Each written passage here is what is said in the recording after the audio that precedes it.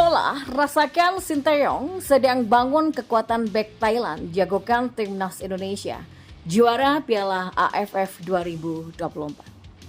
Di informasi selanjutnya, media Hong Kong soroti senjata mematikan timnas Indonesia, jelang lawan Irak membawa Sandy Wallace CS. Dan yang terakhir, inilah ciri-ciri dua calon pemain naturalisasi baru timnas Indonesia usia matang main di senior. Siapa mereka? Simak selengkapnya di sini bersama saya untuk Anda.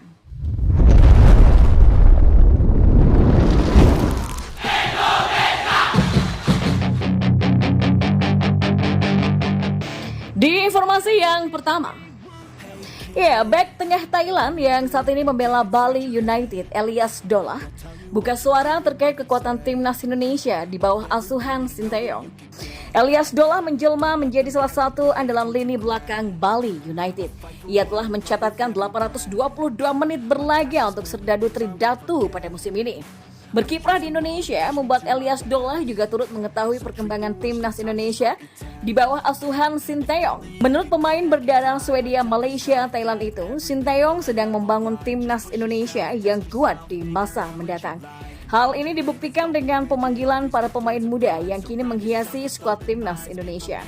Salah satu bek Bali United yang juga tandem Elias Dola, KDRL sempat dipanggil ke timnas U23 Indonesia di Piala AFF U23 2023 dan kualifikasi Piala Asia U23 2024.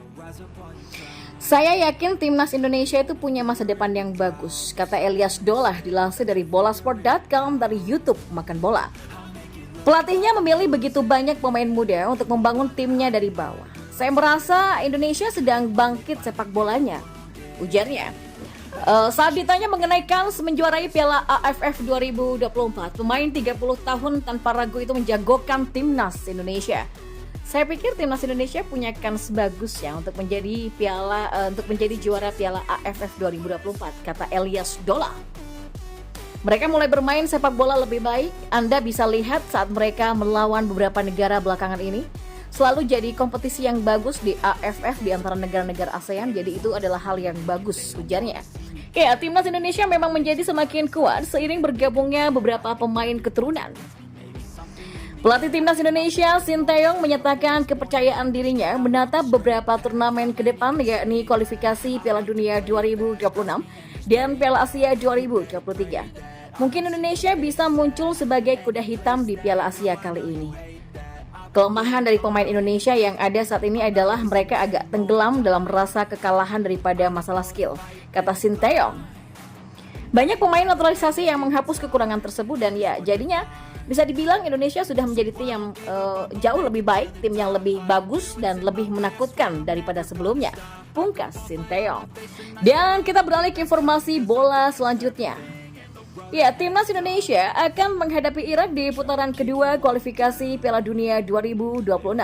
Jelang duel, skuad Garuda mendapatkan sorotan dari media asing. Timnas Indonesia besutan Sinteyong bakal adu kekuatan lawan salah satu tim terkuat Asia dan juga Irak. Duel dijadwalkan berlangsung di Basrah International Stadium 16 November 2023. Media Hong Kong BNN Breaking menyebut timnas Indonesia tak pernah merasakan kemenangan saat berhadapan dengan Irak dalam 6 pertemuan terakhir. Namun pasukan Sinteyong telah menyiapkan strategi khusus dan telah mempelajari kekuatan Irak sebelum adu kekuatan di kualifikasi Piala Dunia 2026. Timnas Indonesia diklaim menjadi tim kuat dalam beberapa tahun terakhir, terlebih dengan kehadiran pemain Eropa lewat jalur naturalisasi. Kuartet ini, Elkan Baggett, Sandy Wallace, Shani Patinama, dan Rafael Struijk sudah membawa peningkatan yang signifikan dalam kekuatan dan fisik tim Asia ini serta meningkatkan kehebatan di udara mereka. Tulis BNN Breaking yang dikutip pada Senin 6 November. Aspek ini dianggap mampu menjadi senjata bagi timnas Indonesia untuk menghadapi Irak dan Filipina. Sayangnya untuk agenda kali ini, timnas Indonesia tak akan diperkuat oleh 3 pemain mudanya yang mengalami cedera. Sinteyong pun telah menyiapkan antisipasi. Marcelino Ferdinand dan Ivar Jenner serta bek Yan Cheshauri memang absen karena cedera. Sinteyong sudah menunjuk pemain-pemain kunci termasuk Sandy Wallace dan juga Elkan Baggett yang sebelumnya cedera ke dalam skuad karena memang menganggap mereka sangat diperlukan untuk tujuan tim, pungkasnya.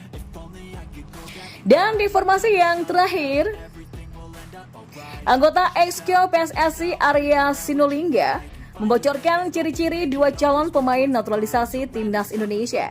Dia menyebut pemain itu saat ini berada di usia matang. Saat ini PSSI sedang memproses naturalisasi untuk Justin Hubner, Jay Itzes, dan Nathan Chuaon.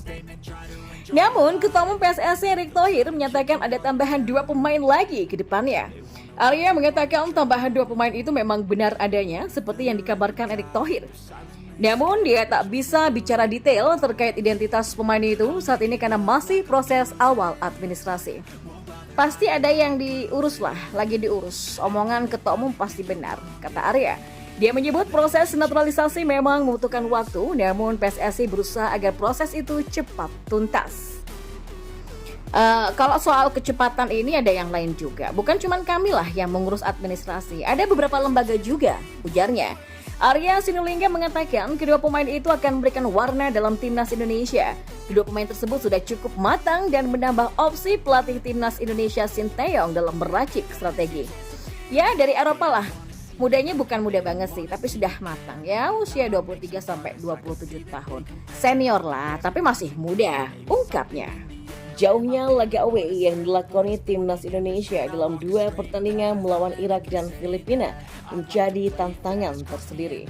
Hal ini dikarenakan perjalanan timnas Indonesia menuju Irak lalu bertolak ke Filipina jika di total kurang lebih berjarak 7.600 km.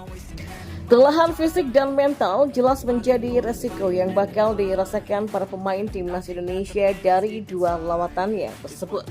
Ditambah pentingnya raihan 3 poin rawan membebani mentalitas armada Sinteyong saat bermain away. Jadi tak pelak dua laga away timnas Indonesia melawan Irak dan Filipina bakal menggembleng seberapa kuat mentalitas pemain Garuda itu. Ya, diketahui timnas Indonesia besutan Sinteyong akan memainkan dua laga tandang melawan Irak pada 16 November dan Filipina pada 21 November. Laga pertama melawan Irak tentu menjadi tantangan terbesar bagi timnas Indonesia. Jomplangnya perbedaan ranking FIFA kedua negara ini membuat laga melawan Irak menjadi yang terberat bagi Garuda. Selain itu, fanatisme supporter tuan rumah membuat Irak makin diunggulkan dibandingkan timnas Indonesia.